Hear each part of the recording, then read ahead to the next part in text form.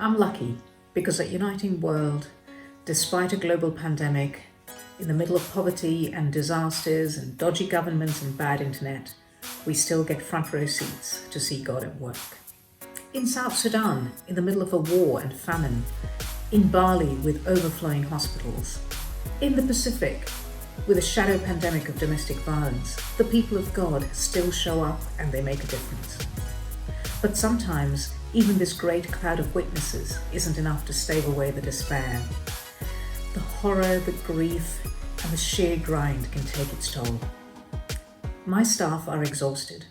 So are the staff of the churches in Asia, Africa, and the Pacific where we work. We're on the edge of burnout. We can't do another year like this. And sometimes I wish I could walk away from this call. But then come the little things. People tell me that they're praying for me and my team. They ask after my husband and my kids. I see my staff stretch a little bit further to cut a colleague a break. A donor emails to tell us that we're doing a great job.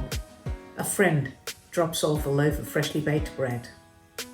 You see, even when the great works of God isn't quite enough to sustain me, what saves me is seeing God in the little acts of kindness that people extend to me. People reaching out to bless and encourage me is what gets me through the dark days.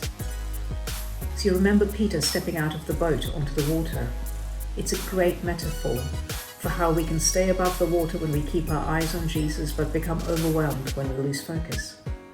But I think we don't just see Jesus in the Bible or in worship, but it's about when we look out into the world and we see Jesus walking on the water doing amazing things and inviting us to step out and join him.